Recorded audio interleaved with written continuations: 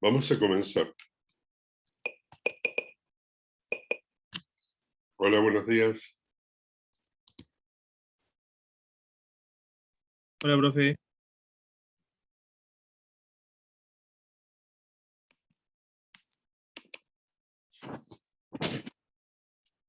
Bueno, estamos viendo grupo carbonilo y les recuerdo entonces la reacción más característica de los carbonilos, que es la adición nucleofílica, ¿verdad? O sea, siempre que tengamos un nucleófilo, vamos entonces a ser capaces de hacer una adición al doble enlace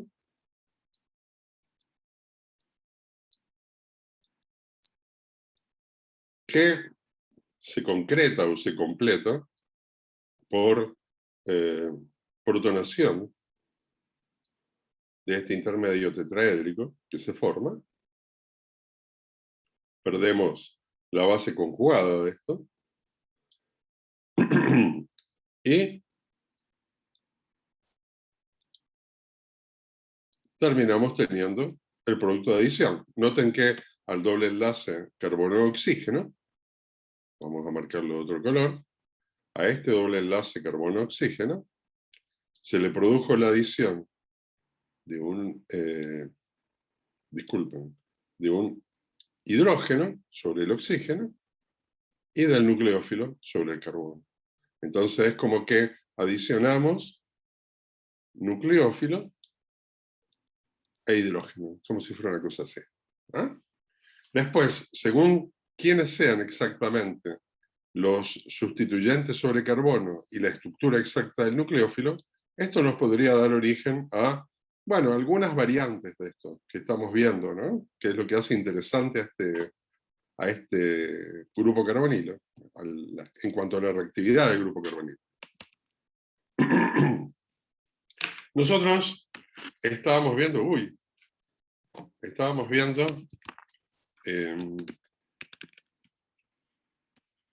algunas adiciones a carbonilo, y me gustaría completar primero eso, y después ver algunos ejemplos en ejercicios y cosas así. Voy a ordenar un poquito los menús que tengo acá, que tengo un lío tremendo, ¿no? El menú de Zoom siempre metido en el medio, muy molesto. Muy bien. Hasta ahora habíamos visto que era posible, bueno, obtener algunos derivados de carbonilos por reacciones de adición, como les estaba contando. Y vimos varias. No las voy a detallar todas, pero vimos, por ejemplo, que había adiciones de, no sé, de nucleófilos cargados, de nucleófilos que son neutros. En general se observa que los nucleófilos que son cargados reaccionan con más facilidad, con más velocidad que los que son neutros. Y dentro de los nucleófilos cargados podemos mencionar, por ejemplo, los reactivos de Grignard, los organolíticos, que son carbonos negativos, ¿ya? Con carga negativa. Son bases muy fuertes, aparte. Entonces son nucleófilos muy intensos, de alta reactividad. En cuanto a los nucleófilos más suavecitos, digamos, podemos mencionar el agua, neutra, no muy ácida, no muy básica. Podemos mencionar el cianuro también, y también las aminas. Y vimos que las aminas nos daban algún resultado un poquito diferente, de acuerdo al derivado de amina que estábamos hablando. En todo caso, de acuerdo a la estructura exacta del nucleófilo, el resultado puede ser un poquito diferente. Me gustaría detenerme un poco más de detalle en cuanto a los reactivos que son capaces de reducir al carbonilo. Bueno, existen varios reactivos que son capaces de reducir cetonas y aldehídos muy bien. Uno de los más conocidos es lo que llamamos el borohidruro de sodio. Vamos a anotarlo aquí. Borohidruro de sodio.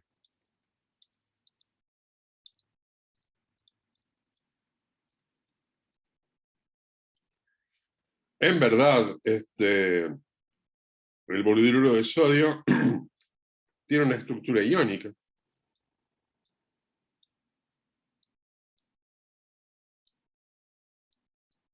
¿verdad? Tenemos estos dos iones, ¿no? Y bueno, el borhidruro de sodio fue descubierto u obtenido por primera vez como parte de un programa muy antiguo, alrededor de la Segunda Guerra Mundial, para que ustedes se ubiquen, de búsqueda de combustibles alternativos. La idea era encontrar alguna manera de guardar hidrógeno en una forma conveniente para usar en motores, sobre todo en armamento.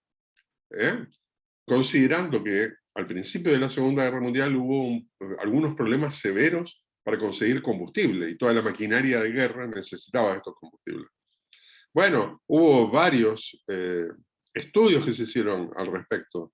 Alguien razonó de la siguiente manera: yo podría guardar hidruro como hidruro de sodio. En el fondo, el hidruro es simplemente la base conjugada del hidrógeno. O sea, si yo protono hidruro, ¿ya? Lo que obtengo es hidrógeno. Por tanto, el hidruro es la base conjugada, o sea, es hidrógeno menos un protón. ¿Se fijan? Ahora, ¿cómo hago para obtener hidruro? Bueno, necesito un contraión. Generalmente eso es un contraión metálico. Yo puedo tener hidruro de sodio, que es un compuesto completamente iónico. El problema es que el hidruro de sodio, esto se llama hidruro de sodio, de sodio. El problema es que es un compuesto iónico. Pero entonces, ¿en qué se disuelve? Ah, bueno, en solventes polares, qué sé yo, agua. No, en agua, el hidruro de sodio sufre la reacción que está acá arriba. El agua es demasiado ácido porque el hidruro de sodio es una base muy fuerte. Es una base tremendamente fuerte. Fíjense que es la base conjugada del hidrógeno, que es muy poco básico, que es muy poco ácido, perdón. Entonces, si yo trato de estabilizar los iones sodio e hidruro, disolviéndolos en agua, el reactivo muere. Simplemente se protona y vuelve a dar hidrógeno. Hasta ahí llegué. Esta reacción estaba buena si yo quería guardar hidrógeno bajo esta forma y luego, usando simplemente agua o humedad, volver a generar hidrógeno y esto quemarlo en un motor. El problema es que para que un combustible sirva, hay una relación entre la cantidad de energía que el combustible guarda, o sea que sería la cantidad de hidrógeno que puedo quemar para volver a obtener agua, ¿ya? Y el peso del combustible. En el caso del hidruro de sodio, esta relación era muy mala. Más encima, cuando hacemos reaccionar hidruro de sodio con agua, obtenemos hidróxido de sodio, que es cáustico. Entonces es complicado manipularlo, es complicado de guardar en un estanque, en fin. A alguien se le ocurrió hacer algunas variantes de este hidruro de sodio. Y una idea que hubo en aquel entonces, bueno, nosotros sabemos, y ustedes también saben, de algunas bonitas propiedades que tiene el borano. Pero el borano es también un ácido de Lewis, porque en el átomo de boro nosotros tenemos un orbital que está vacío. Noten que el boro tiene una hibridación sp2, ¿ya? Pero el orbital p está vacío. Eso hace que el boro sea un ácido de Lewis. Como es un ácido de Lewis, el boro puede reaccionar con una base fuerte. Y miren lo que pasa si hago una reacción de ese estilo. Bueno, me da borhidruro de sodio. Así fue como se obtuvo por primera vez. El borhidruro de sodio es muchísimo menos básico que el hidruro de sodio. Claro, porque es la combinación de un ácido de Lewis como que neutraliza la basicidad. ¿Ok? Entonces se empezó a tratar de usar este como para ver si era mejor para guardar energía. Y es mejor, pero es muy caro de preparar. De todas maneras, esa fue la primera obtención del borhidruro. Pronto se encontró que el borhidruro es un excelente nucleófilo y funciona como nucleófilo como si fuera hidruro, pero nucleofílico.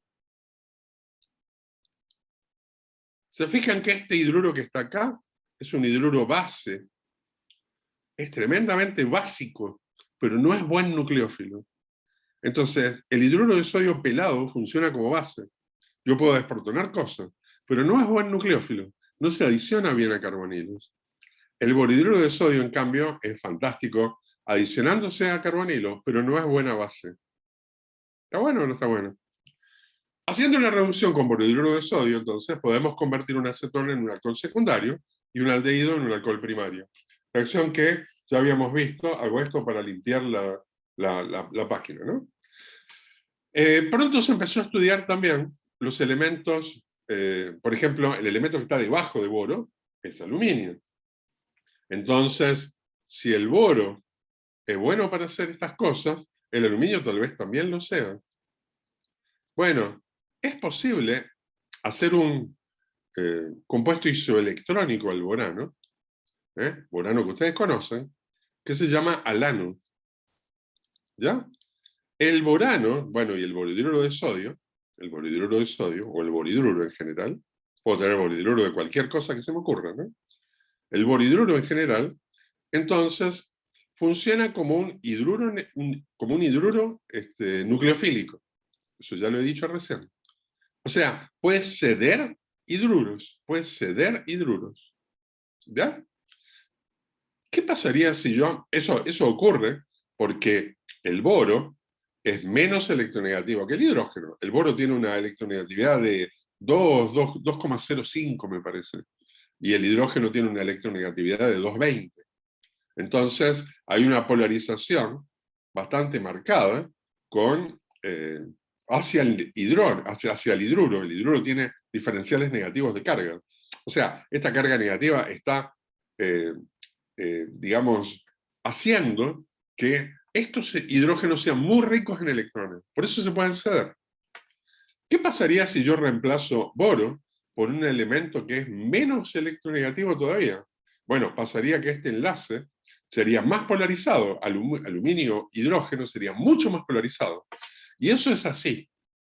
Entonces, usando más o menos la misma lógica, se les ocurrió probar con hidruros diversos, y al final se encontró que usando hidruro de litio, en este caso, y no usan sodio, que es más barato, por un problema práctico. No hay un medio en el que se puedan disolver el hidruro de sodio y el alano a la vez.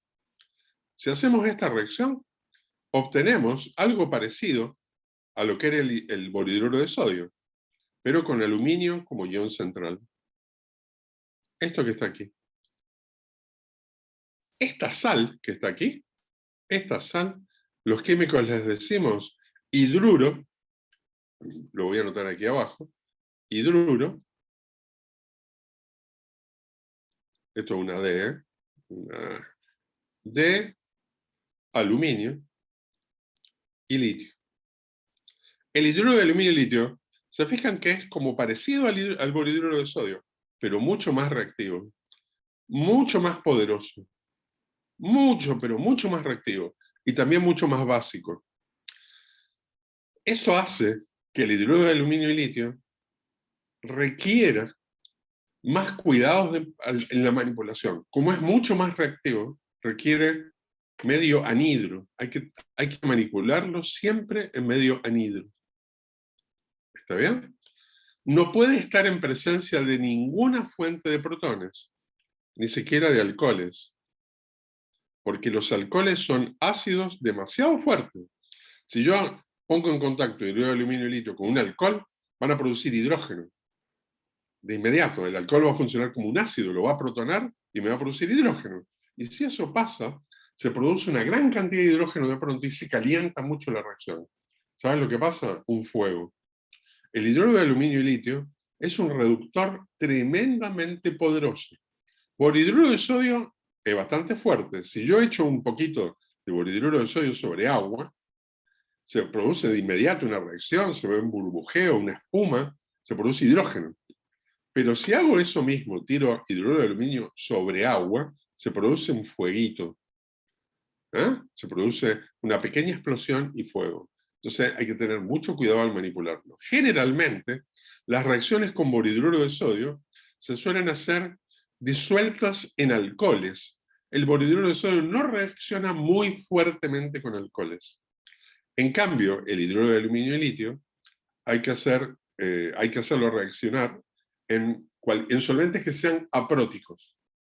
Entonces tienen que ser solventes que no contengan alcohol, ni agua, ni nada que se le parezca. Pueden ser éteres, por ejemplo. Los éteres más usados son el dietiléter, como disolvente, y el tetrahidrofurano, conocido como THF, tetrahidrofurano. ¿Ya? Muy bien. El borohidruro de sodio es capaz de reducir, pero solo acetonas y aldehídos. Solo es capaz de reducir cetonas y aldehídos. O sea, aldehídos y cetonas.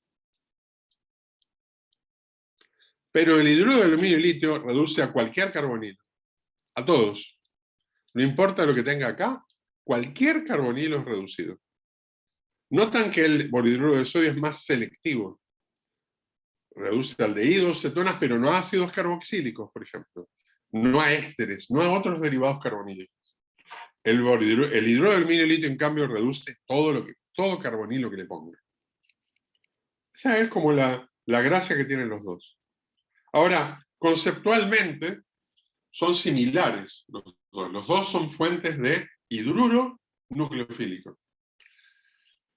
Podría pasar también que por hidrogenación uno logre, con algún catalizador, reducir un carbonilo. Pero esta es una reacción normalmente difícil que ocurra. Primero se van a reducir otros dobles enlaces que hubiera en la molécula, especialmente carbono-carbono. Entonces, generalmente no usamos hidrogenaciones en el laboratorio para reducir carbonilos, aunque sí se usan a escala industrial. ¿Está bien? Bueno, ¿cómo funciona la reacción con borohidruro de sodio? Es re fácil. Lo que yo tengo que pensar es que este que está acá, noten que se hace una disolución de borohidruro de sodio en metanol, en cualquier alcohol, metanol, etanol. Incluso a nivel industrial se pueden hacer reducciones con borohidruro de sodio usando mezclas de alcohol-agua o incluso agua a pH muy altos. ¿Ok? El borohidruro de sodio reacciona, pero muy lentamente con alcoholes y con agua. Con agua a pH neutro o ácido es muy rápido, pero a pH muy alto, sobre 11, con agua no reacciona tan rápidamente. Esa es una de las gracias que tiene. ¿Y qué es lo que vamos a pensar? Vamos a pensar que nuestro nucleófilo es hidruro. Entonces, ¿qué va a pasar? Va a pasar esto. Y me va a aparecer un hidrógeno unido al carbono donde estaba el carbonilo. ¿Se dan cuenta? ¿Se dan cuenta de que si yo partía de un aldehído y le agrego un nuevo hidrógeno acá, ya tenía un hidrógeno, voy a terminar teniendo dos hidrógenos? O sea, voy a tener un alcohol primario. Desde un aldehído voy a tener un alcohol primario. Y desde cetonas, tengo RR y le agrego un hidrógeno, voy a obtener un alcohol secundario. ¿Ok? El borohidruro de sodio no es capaz de reducir ninguno de los otros derivados que serían del capítulo 3. Todos los parientes del ácido carboxílico.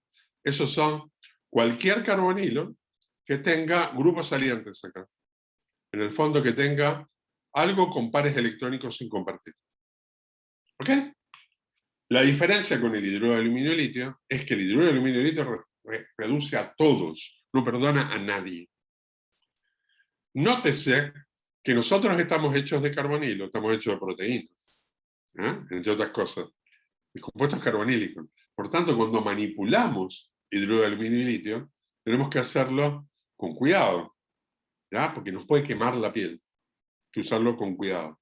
No hay que respirarle el polvillo, en fin, hay que ser muy cuidadoso. El borohidruro de sodio es más benévolo en ese sentido, es menos problemático de manipular. Bueno, la reacción es exactamente la misma, mecanísticamente es idéntica.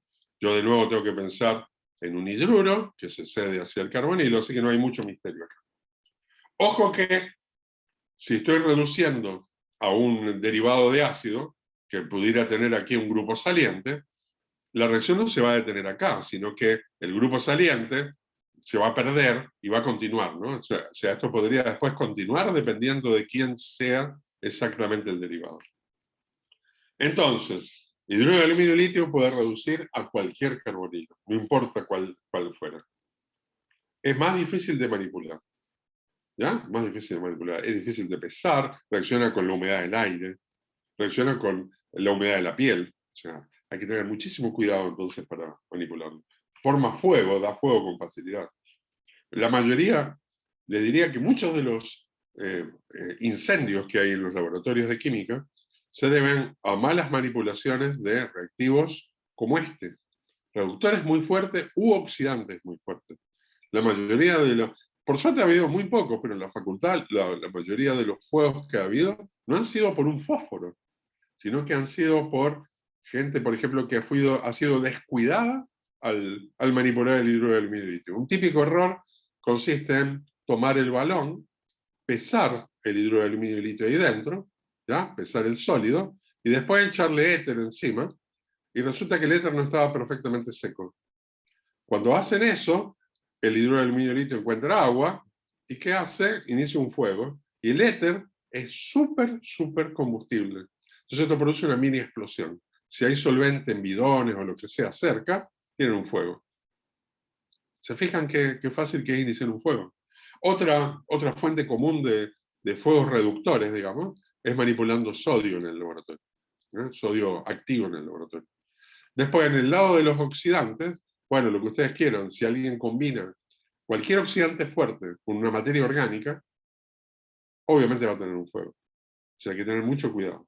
Cuando uno hace reacciones de nitración, por ejemplo, en el laboratorio de química orgánica, ustedes van a hacer esta reacción. Hay que ser muy cuidadoso de tener el material bien limpio y que no tengan sustancias, por ejemplo, volátiles de alta reactividad presentes. O sea, siempre hay que ser muy cuidadoso y muy limpio en todo lo que pasa. Muy bien. Como les decía, también es posible hacer una hidrogenación catalítica de un carbonilo, por ejemplo, en un sustrato como este, pero noten que primero se va a hidrogenar el doble enlace carbono-carbono.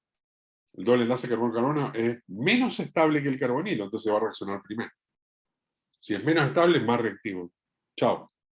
De todas maneras, como esto es un método muy barato, es muy usado en gran escala por la industria.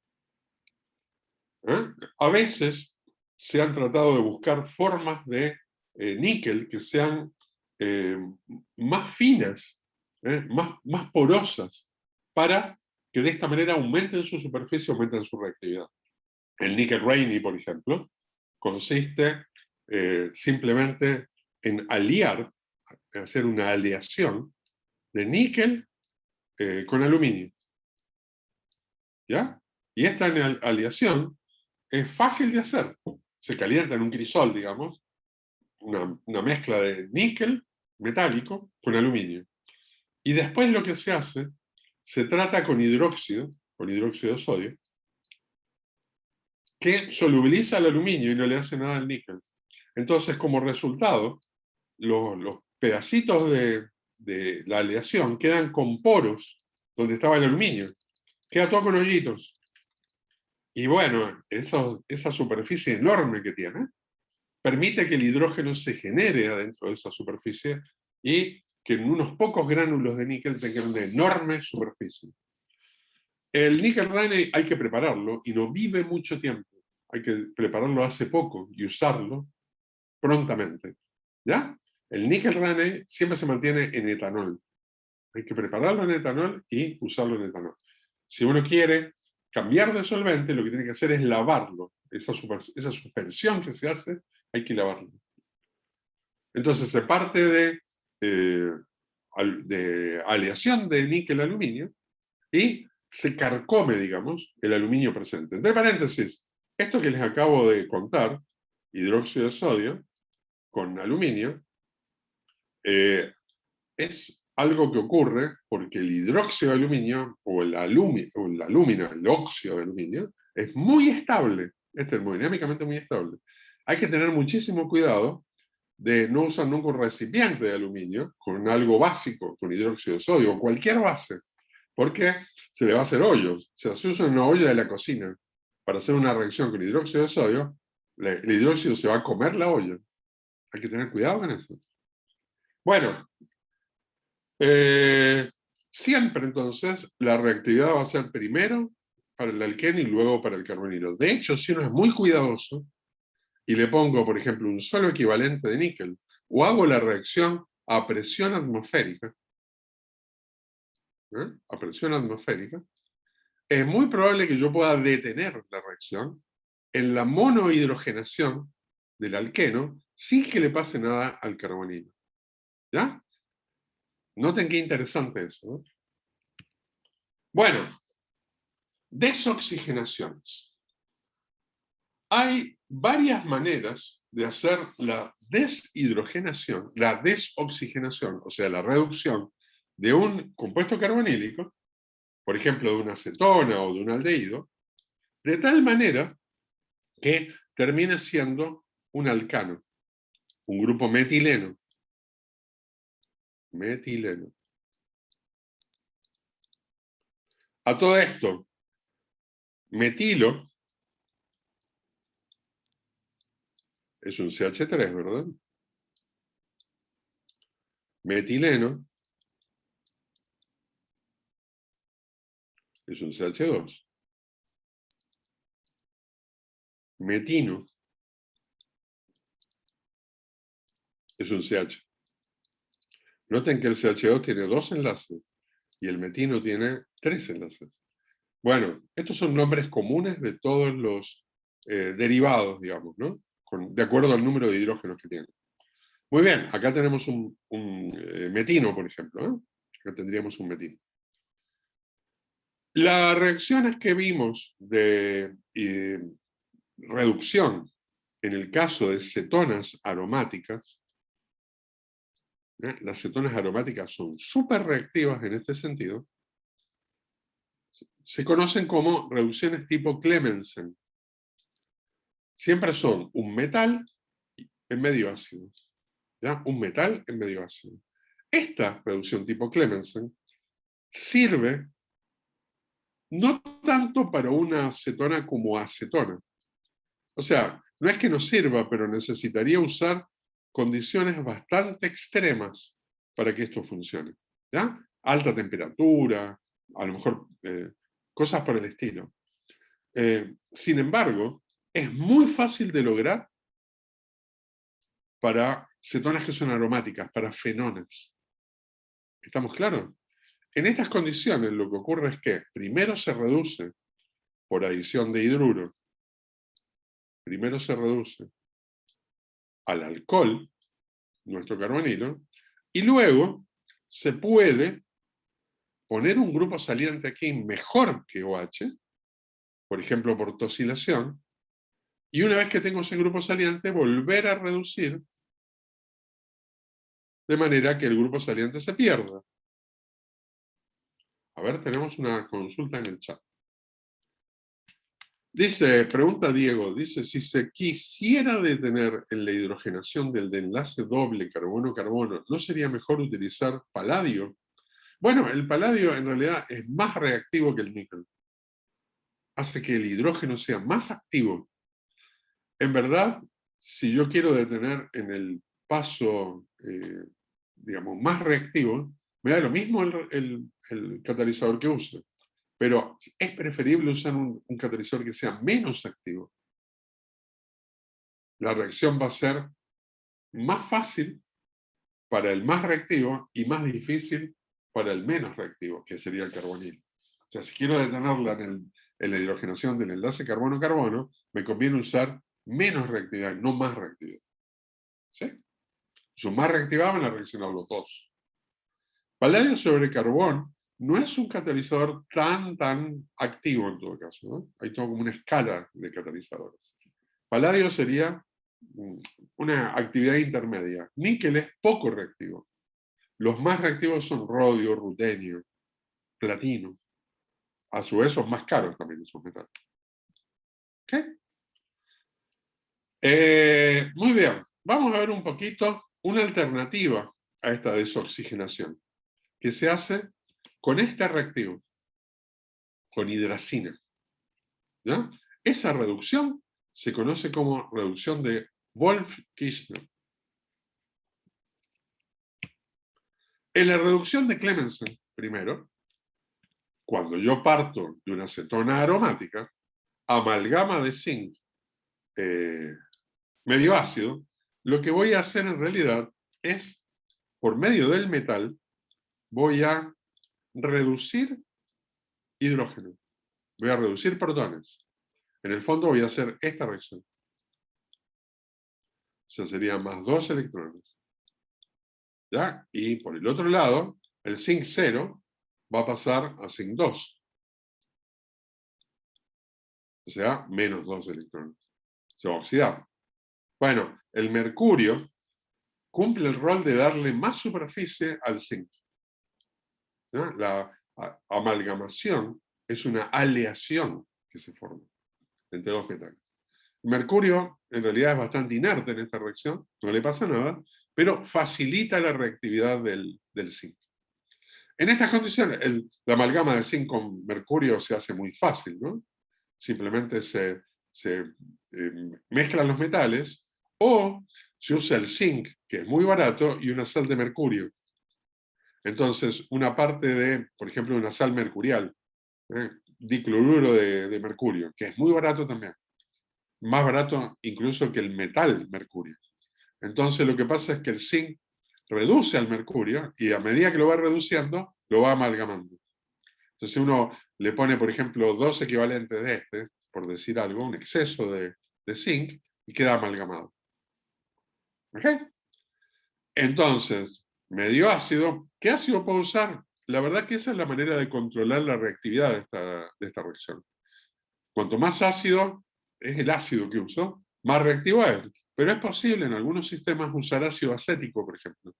Usar un ácido más débil que este. Y de esa manera la reacción ocurre más suavemente.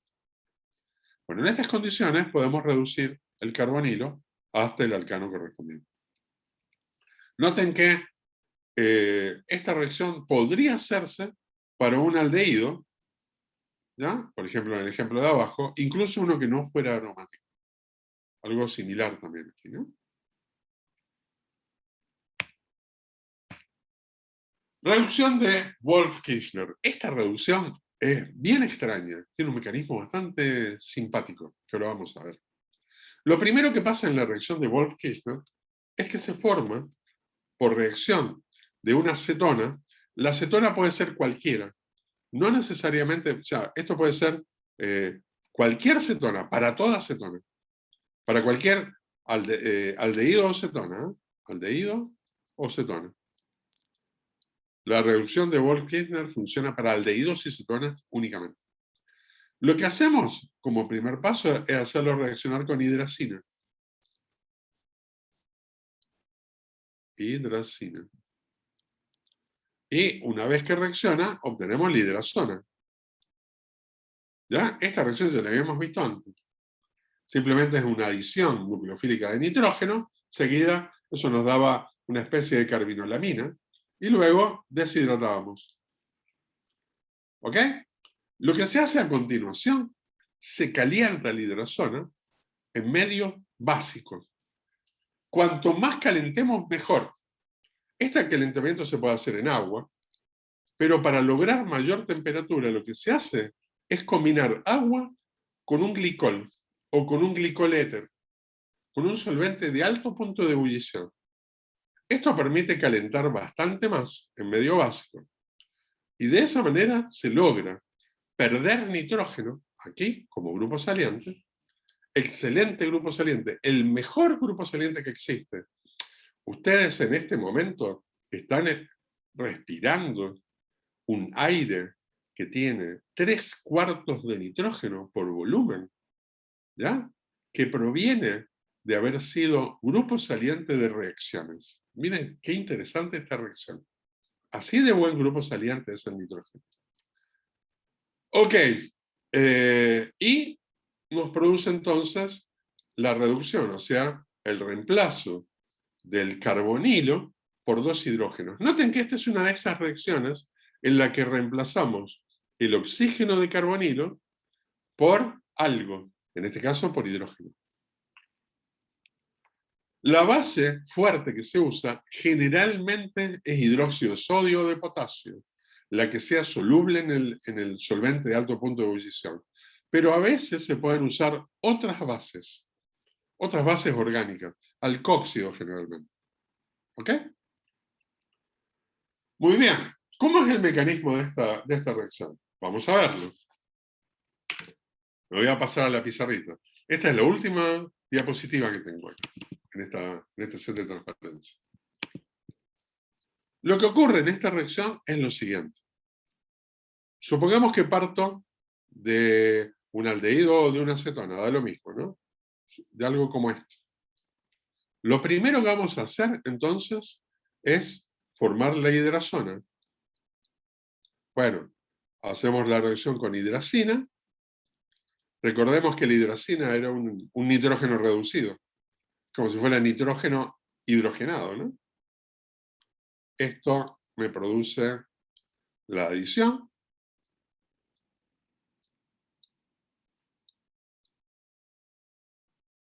Acá voy a tener el otro R.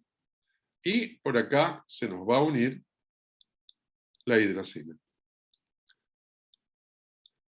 Acá seguimos teniendo un par electrónico y noten que acá se formó una carga positiva. Entonces, esto era neutro, esto sigue siendo neutro. Bueno, tengo una base fuerte, un ácido fuerte. Obviamente que esto se va a equilibrar hacia la carbinolamina. R, R, y ahora voy a tener un hidrógeno menos, pero voy a tener el par electrónico. Bueno, a continuación, lo que va a ocurrir es que, de alguna manera, un ácido que esté en el medio, podría ser el propio solvente, ¿eh? Que esté unido a alguna base, va a mejorar la calidad como grupo saliente de este hidroxi, de este grupo hidroxi, y nos va a producir un mejor grupo saliente aquí.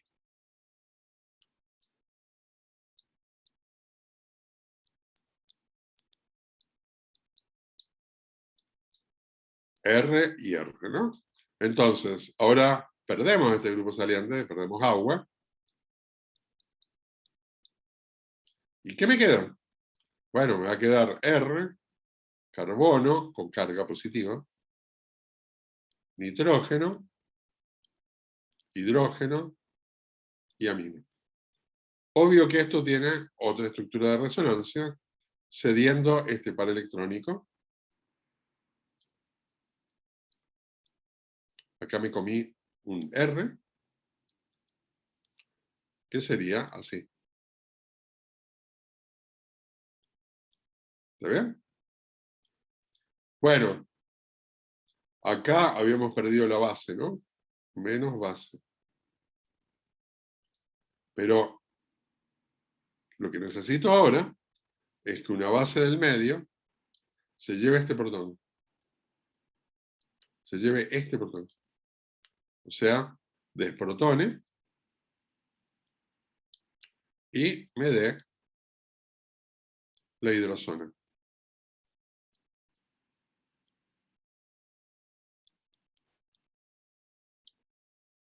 Este es el primer paso. ¿Está bien? Con la hidrazona en mano, nos vamos a ir a una nueva página. Tenemos la hidrazona lista.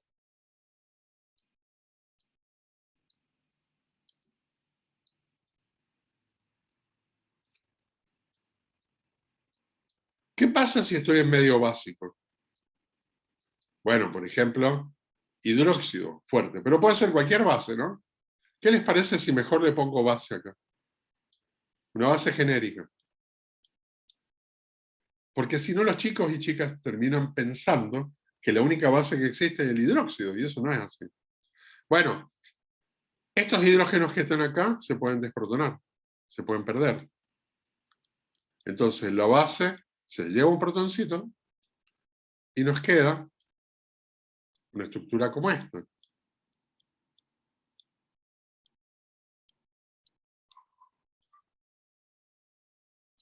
Noten que si yo cuento las cargas, este nitrógeno que está acá, bueno, este carbono no tiene carga porque tiene 1, 2, 3, 4 4 electrones, perdón, y él está en el grupo 4. Este nitrógeno que está acá tiene 1, 2, 3, 4, 5 electrones. 5 electrones no tiene carga. Pero este que está acá tiene 1, 2, 3, 4, 5, 6 electrones y por tanto una carga negativa. Esa carga negativa está conjugada. Ven ustedes que yo podría deslocalizarla de esta manera.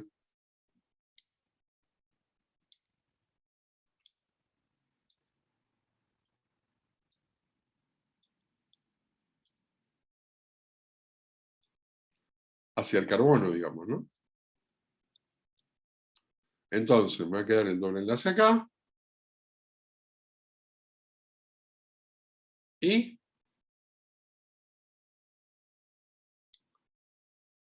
acá disculpen, me enredé al dibujar esto.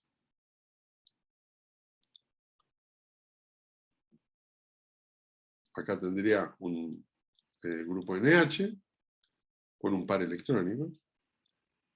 Y nos quedaría un parcito electrónico acá y la carga en este carbono. Bueno, a continuación, el solvente o cualquier ácido que esté presente en el medio, por ejemplo este, nos va a protonar el carbono. ¿Y qué es lo que nos va a quedar? Nos va a quedar esto.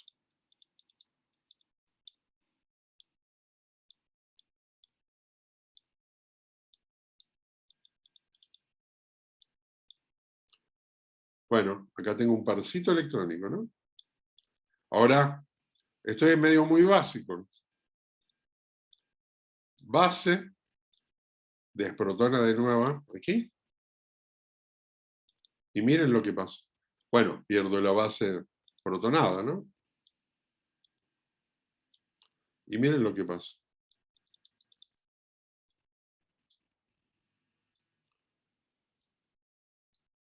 Me quedaría esto. Ah, espérense que tengo unas consultas en el chat que no había visto.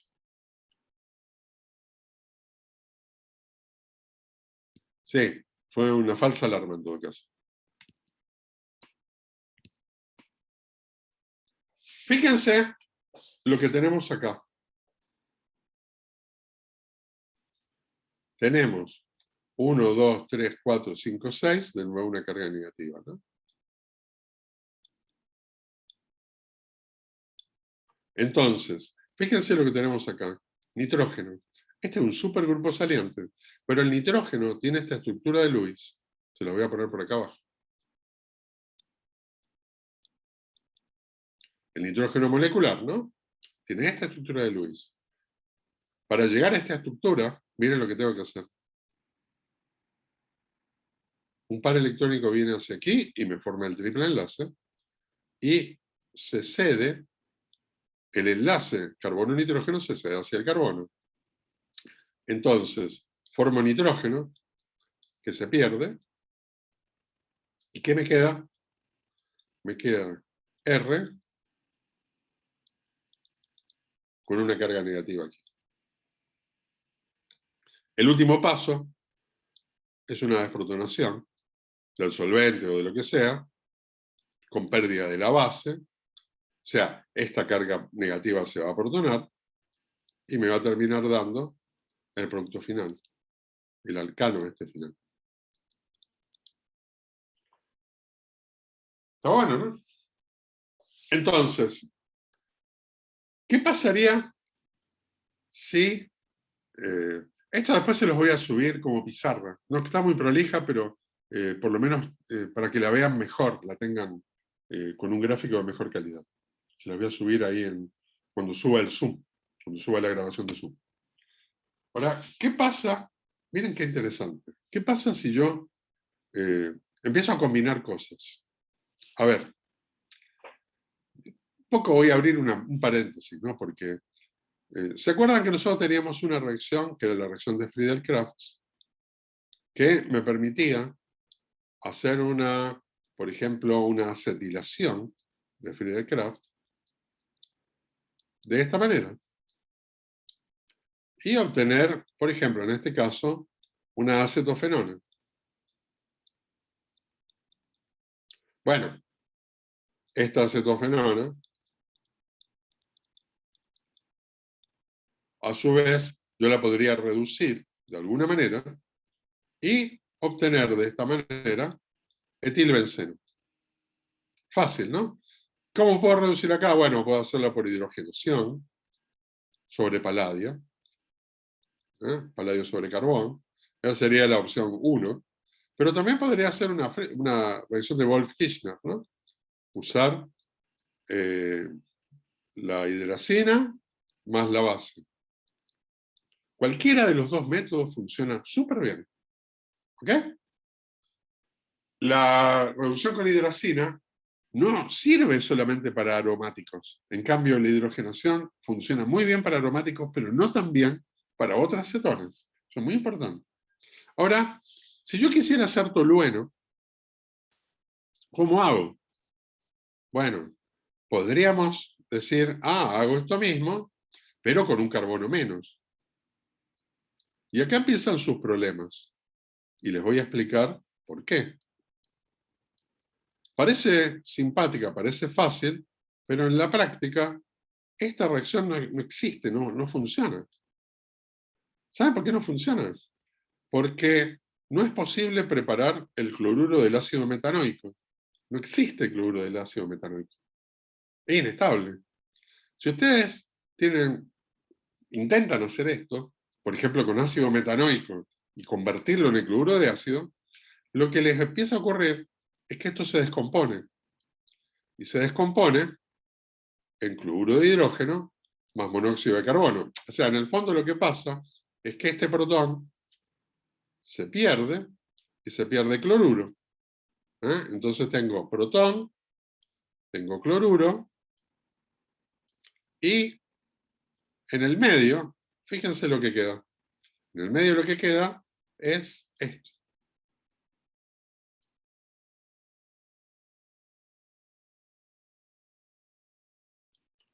O sea, monóxido de carbono. Pero uno puede pensarlo al revés. Si esto es imposible de hacer, ¿qué pasaría si yo hago esto? O sea, si yo tuviera benceno y lo tratara con cloruro de hidrógeno y monóxido de carbono, ¿qué obtendría como resultado? Pues obtendría benzaldehído. Les comento que esto fue todo un hallazgo. Esta reacción se llama reacción de Gattermann. Reacción de Gattermann. Creo que es con una N o con dos, no estoy seguro. Gattermann-Koch, para ser más exacto. No hace falta saberse el nombre. La preparación industrial de benzaldehído se hace por medio de la reacción de Gattermann-Koch.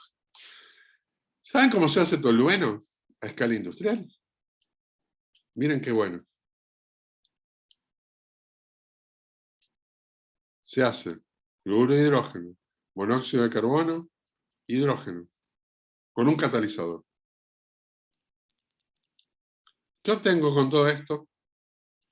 Tolueno. Importantísimo solvente industrial. Se fijan que la aditividad de las reacciones funciona. Y bueno, esta reacción no existe. Pero la que sí existe, que está bastante buena, es una reacción que se hace en fase gaseosa. Yo en el laboratorio no puedo hacer esta reacción fácil. ¿Cómo hago? Tengo que ir con un cilindro a presión de monóxido de carbono y ponerlo en el laboratorio. Bueno, hay gente en inorgánica que trabaja con monóxido de carbono. O sea, ellos tienen cilindros o una red de gas de monóxido de carbono en el laboratorio. Cloruro de hidrógeno también se puede tener seco en el laboratorio, generándolo uno. a partir de disolución de cloruro de hidrógeno, o sea, ácido clorhídrico, que vendría a ser cloruro de hidrógeno en agua, y deshidratando eso, ¿no? Hay que quitarle el agua a esa disolución. Eso se hace con ácido sulfúrico. Entonces puedo obtener cloruro de hidrógeno. Pero monóxido de carbono no es muy fácil en el laboratorio. ¿Está bien? Bueno, esto más o menos les presenta la materia de aldehídos y cetonas que le podemos pasar. A mí me gustaría cortar este sharing aquí y pasar a otra cosa. Espérense. Acá. Esto no me interesa más. Pues esta era la última transparencia, ¿se fijan? La última diapositiva. Vamos a salirnos de acá. Y los invito a irse a, bueno, cursos, canvasuc.cl, al ramo, ¿verdad? Que está acá. Perdón, me pasé de largo. Ahí está el foro, pero no lo pescaron ni en bajada. Y aquí, se fijan, aldehídos y cetonas, libro. Nos vamos a ir a este capítulo, el capítulo 18 del libro de Wade. ¿Ya? Y bueno, para la próxima clase vamos a empezar con esto, con el libro, capítulo 20-21. Noten que saltamos el capítulo 19, porque el capítulo 19 del libro de Wade es aminas. Nosotros lo vemos posteriormente. Creo que es nuestro capítulo 7, aminas. Tenemos algunas cosas que ver de carbonilos. Ya están subidos también las próximas diapositivas que van a ser de ácidos carboxílicos. Parte de uno de estos capítulos que están aquí. En el libro de Wade hay dos capítulos diferentes, uno para ácidos carboxílicos por separado, se centra más que nada en la acidez, y otro de sus derivados, que vendrían a ser los otros carbonilos que son complementarios a los aldehídos y cetonas. Eso lo vamos a ver en detalle, ¿eh? Próximas clases. Pero hoy los invito a revisar los ejercicios que hay. Yo los estuve viendo esta mañana, y bueno, como siempre les cuento, yo estoy usando no un visualizador normal de PDF, sino uno que permite escribir, ¿no? Bueno, aquí tienen toda la materia que hemos ido pasando, y los invito, mira, si la paso así a la rápida, por ejemplo, veo que hay algunas cosas que tienen un fondo de color. Todo lo que es blanco en el fondo es materia, digamos, ¿no? O ejemplos. Pero miren qué bueno. Acá, summary, o sea, resumen. Me muestra un resumen de toda la química que se va viendo en el capítulo. Esto yo encuentro que está bueno. Es una forma que simplifica el estudio. ¿Ok? Después, el problema que tiene es que los ejemplos que usa son un poco puntuales, no son genéricos. Ese es el defecto que yo le encuentro a este libro. A mí no me gusta mucho el libro de McMurray para estudiar, ni tampoco el de Wade. Pero bueno, gustos son gustos. Me gusta más el de EGE, que también está en la bibliografía del curso. Tiene unos ejercicios buenísimos también. Seguimos con fondo anaranjadito así, y seguimos con un montón de ejemplos interesantes de reacciones. Una forma resumida de estudiar. Después seguimos materia, y tenemos unos ejemplos. Esto es muy importante, porque estos ejemplos que son celestitos o azulitos acá, me muestran mecanismos. Esto es lo que uno tiene que saber en el fondo. Estos son los mecanismos clave que uno tiene que saber. Esto es lo mejor, y yo se los he hecho en las pizarras. ¿Ya? Pero está destacado en el libro con un fondo azul. También tienen algún ejemplito por ahí, ¿no? Bueno, bla, bla, bla, bla. Seguimos con algunos mecanismos clave, en este caso de las reacciones de Wittig. Y después al final viene toda una ejercitación. Esa ejercitación es la que me gustaría concentrarme un poquito ahora. Bueno, hay también algunos resúmenes que van agregando, ¿no? Cosas, ¿no? O sea, tienen como un código de color que está más o menos bueno. Entonces, vámonos hacia el final. Dice, el de Norman Alinger es genial. Sí, el de Norman Alinger es genial algunos capítulos, porque Alinger en realidad no es un solo autor. es Alinger, Lacava, Johnson, bla, bla, bla. Son como, no sé, una docena de autores diferentes. Es como que cada especialista hizo un capítulo de su especialidad. El problema es que hay algunos capítulos que están buenísimos, pero hay otros capítulos que son un poco más difíciles de abordar, yo diría. No tienen ejemplos tan buenos como ejercicios. Eso hizo que aparecieran otros libros. ¿Ya? Cuando yo tenía que estudiar, en aquellas épocas, Alinger era el libro de cabecera, pero también Solomons, Fessenden, ¿eh? Fisher, ¿ya? Pero la verdad es que el que más me gustaba a mí es el libro de Pine. Pine, Hendrickson, y no me acuerdo quién es más. Vamos a poner puntos suspensivos. ¿Eh? El problema es que este libro no existe en la biblioteca en castellano, no lo tenemos en castellano. Y para la bibliografía de los cursos, nosotros tenemos que poner por lo menos una parte que esté en castellano. Eso hace que lo que uno hace en la práctica es, bueno, y en estas condiciones en que estamos, ojalá que sean en formato electrónico. Entonces, estamos un poco, digamos, restringidos a esa bibliografía. La gracia de McMurray es que es un bestseller. Debe ser el libro de química orgánica más vendido de la historia. Pero hay otros que están buenos. A mí me gusta también el Schweck, pero está solo en inglés. Ege está en castellano y está en inglés, pero no sé si está electrónico. Yo no lo encontré en biblioteca en electrónica. ¿Está bien? Sí, todos los libros de química orgánica son carísimos. Todos son carísimos. Yo los tengo, te digo, le digo, yo los compré. Bueno, por eso lo sé. El libro de McMurray me parece que me costó como 100.000 pesos, para poner en contexto. Venía con una caja de modelos moleculares de regalo. ¿Ya? Profe, Pero bueno, dígame. a mí por lo menos me gustan mucho los que son de la editorial Reverte, en general. Lo Entonces, que pasa es que Editorial Reverte es una editorial española. sí, Entonces, hay veces que ellos se hacen cargo de la versión en español de algún libro, pero la mayoría de libros de química orgánica son originalmente publicados por otras editoras. Por ejemplo, el libro de McMurray, que en algún momento me parece que publicó en castellano Reverte, es de la Houghton Mifflin. ¿Qué sé yo? Este de Wade no me acuerdo de qué editorial es. Entonces, es medio complicado el asunto porque viene por el lado de los derechos de autor. Si alguna vez quieren comprar libros, ya que estamos, se lo muestro. Tengo picadas. Better World. Mundo Mejor. Books. Mundo Mejor.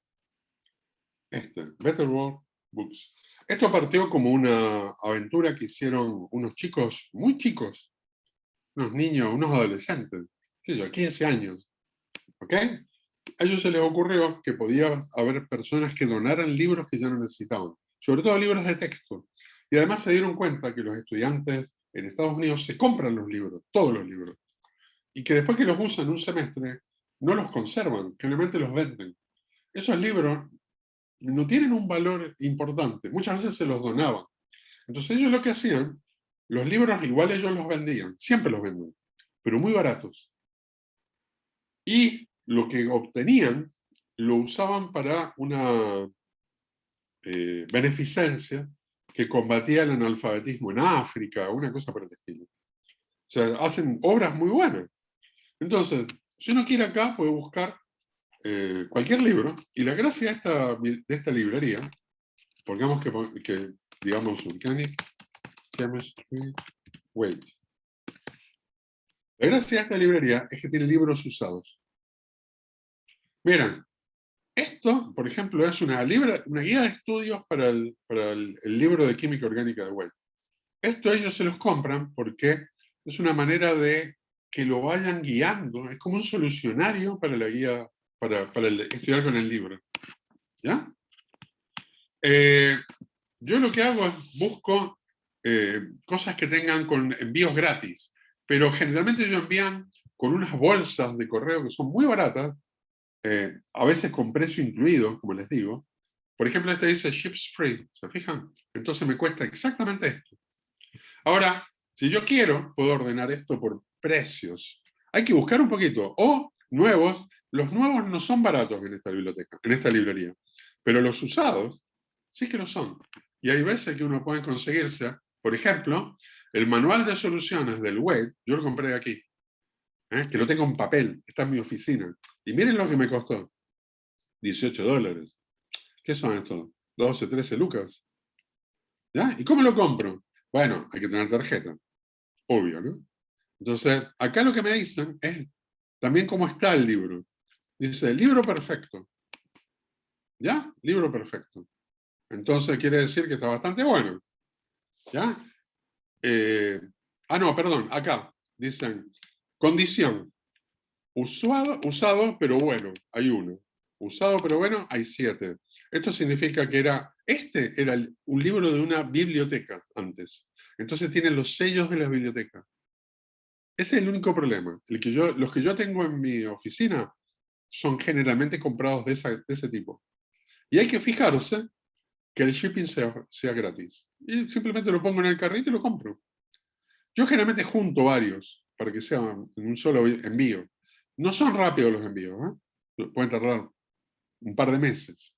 Pero bueno, es lo que hay. Y es muy, muy económico. Hay que comprarlos con anticipación.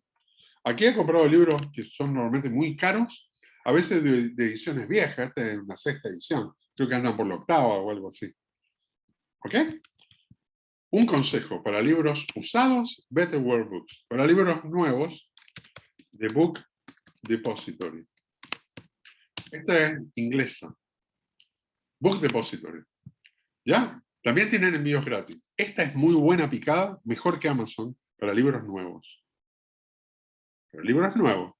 ¿Ya? Y estos usan Royal Mail. Y está en precio incluido. O sea, el envío está incluido en el precio. El problema es que con la pandemia yo no sé si están entregando. Eso hay que averiguarlo, hay que meterse y averiguar.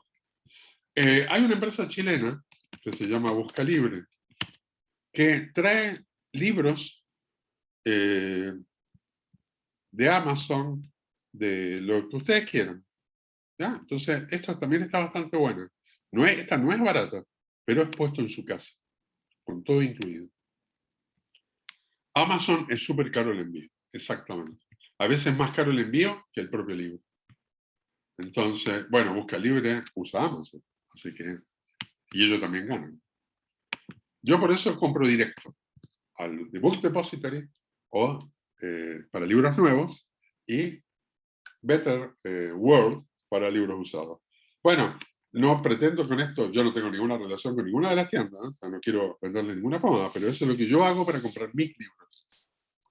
Hay veces que no son solo libros, como ustedes ven, no solo libros de texto, hay libros para leer también. Lo que no es tan fácil es encontrar libros en castellano, pero también hay, ¿eh? No, Better World Books. A veces uno consigue cupones para descuentos, ¿no? World Books. Por ejemplo, si yo busco, qué sé yo, química orgánica,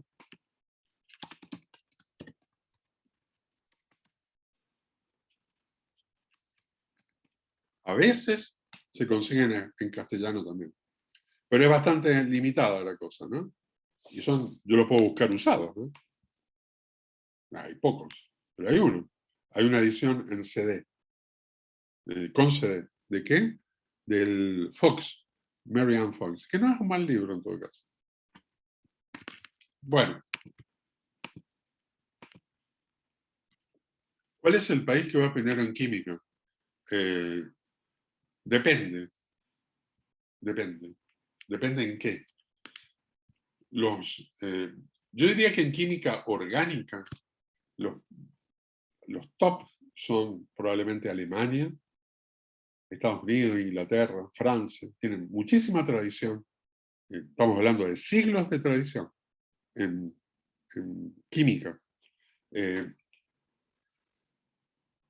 En términos más locales, si se refieren en química, a nivel internacional en química inorgánica, por ejemplo, yo diría que los más avanzados deben ser los orientales, sobre todo Japón.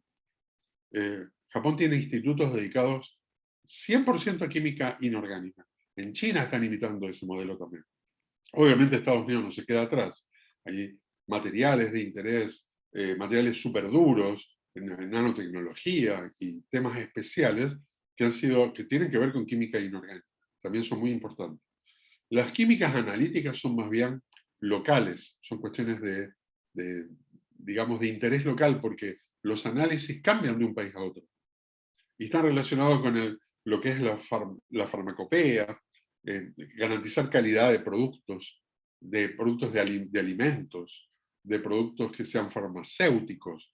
Imagínense las normas de calidad para que un vino sea considerado tal, que tenga una buena calidad, que no tenga contaminantes.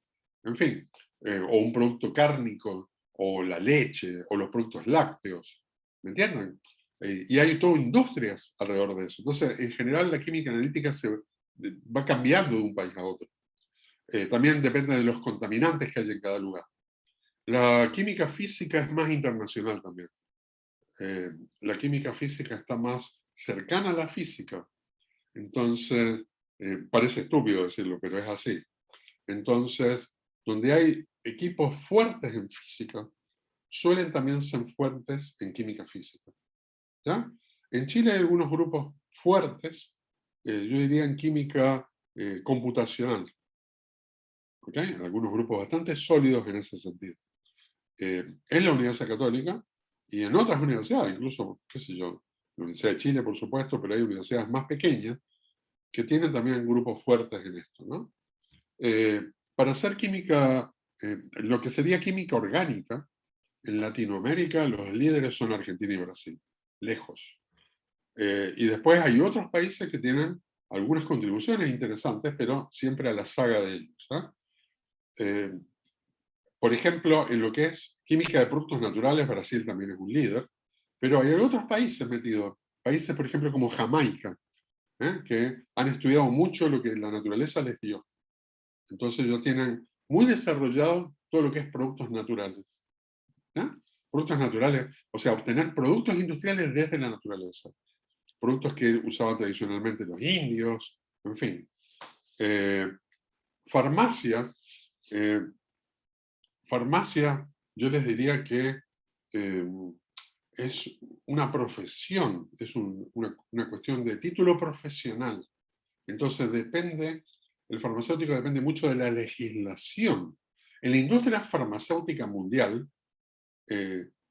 trabajan químicos. La industria farmacéutica mundial es química. ¿Ok? Entonces, se da lo mismo que les acabo de decir de los químicos. Ahora, hay países en que tienen especialidades separadas para farmacia y para química. Por ejemplo, Chile es un ejemplo. Pero en otros países eso es impensable. Por ejemplo, qué sé yo, en Estados Unidos, farmacia solo existe como carrera en algunos estados. En otros estados es como si fuera una serie de cursos que uno toma y se especializa en medicamentos. Pero hay que tener un background químico previo. ¿Ya? No existe, a lo mejor no existe la carrera como en sí misma, sino que es una especialización. Existe como un magíster, digamos, como un magíster profesional.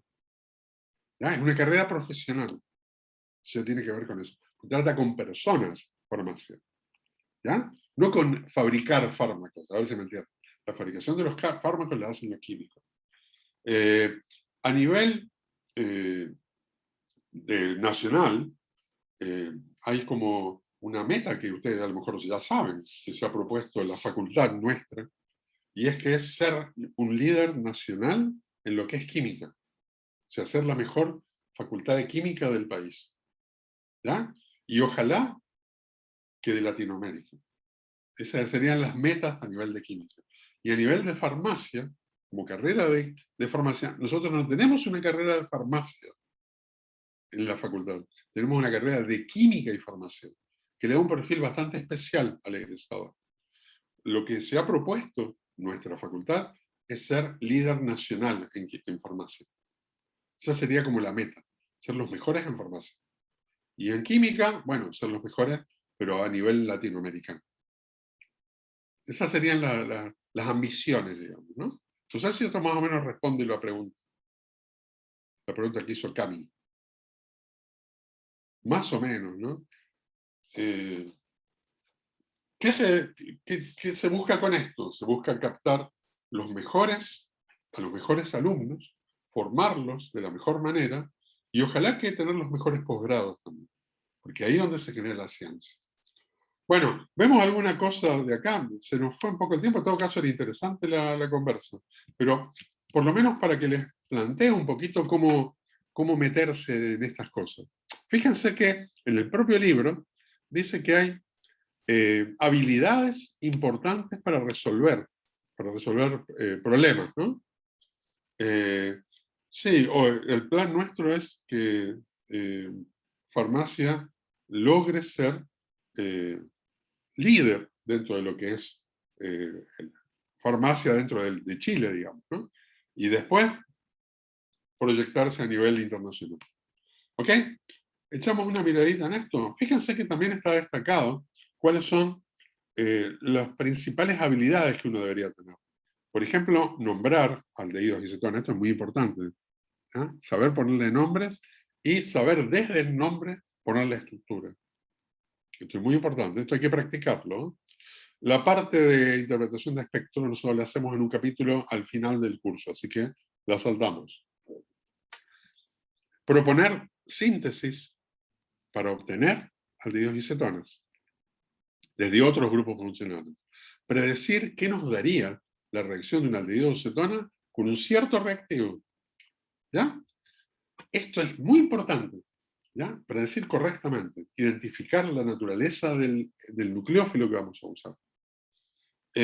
Utilizar lo que ya sabemos de mecanismos de reacciones de aldehídos y cetonas para proponer mecanismos de otros compuestos que no conocemos. Construir en función de eso. ¿Ya? Y eso lo vamos a usar mucho. Y ver cómo convertir aldehídos y cetonas en otros grupos, con los reactivos que vamos viendo. Entonces, bueno, meterse un poquito en eso, ¿no? Y empezar a atacar todos estos ejercicios. Estos sirven para soltar la mano. Primero, dibujar estructura desde los nombres, nombrar estructuras, nombrar compuestos. Después, predecir qué productos nos daría cada reacción. O sea, entender de qué se trata cada reactivo. Por ejemplo, ¿qué pasaría aquí? Estoy en medio ácido. ¿Pasaría la reducción que acabamos de ver? No, porque para hacer la reducción necesito medio básico fuerte. Entonces me voy a quedar en liderazona, ¿se fijan? Reducción con dival. ¿Qué es lo que es el dival? Bueno, el dival, en el fondo, es ni más ni menos que un derivado de aluminio. Es diisobutil aluminio hidruro. O sea, en el fondo es como si fuera, bueno, no sé qué hice acá, pero yo quería dibujar solamente. Me está haciendo formas en vez de dibujar. Y no lo entiendo muy bien este programa, como se pueden imaginar, ¿no? Pero la idea es, miren, me hace líneas, me hace cosas, pero no me deja escribir. Acá. A ver ahí. Ahí está. No, tampoco. Bueno, tengo que aprender a usar el programa, por lo visto. La idea es que esto es un hidruro de aluminio modificado. Es un hidruro unido a aluminio, eso es lo que es el dival, con dos isobutilos. Por eso es un hidruro de diisobutil aluminio. ¿Ya? Lo que pasa con eso es que se cede, miren todas las cosas que me salen.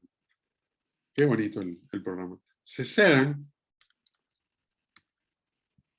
hidruros de aluminio, se cede un hidruro nucleofílico y se reduce este grupo, ¿no?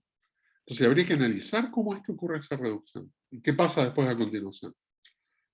Bueno, los dejo con la inquietud y la próxima clase, el lunes, recuerden que van a tener ayudantía, no clases. La ayudantía de hoy la trasladamos al lunes, pero yo le voy a avisar a Sebastián que ya terminamos con esta parte, para que él pueda atacar con todos los ejercicios. Nosotros nos veríamos el próximo martes, porque ya si no me voy a pasar de la hora. Les dejo como tarea empezar a atacar estos ejercicios y ver qué es lo que pueden ir sacando. Los de espectroscopía, ignórenlos por ahora, después los vamos a ver. Y estos están buenos también, estos son de Wittig, predicciones de Wittig. Y empezar a soltar la mano con ellos. Yo creo que ese sería el mejor consejo que le puedo dar. Nos vemos el martes, chicos, chicas. Chao, profe, que esté súper bien. Chao, cuídense mucho. Gracias. Y no coman muchos huevos de Pascua. Gracias, profe, nos vemos. Saludos. Chao, profe, gracias. Chao, chao.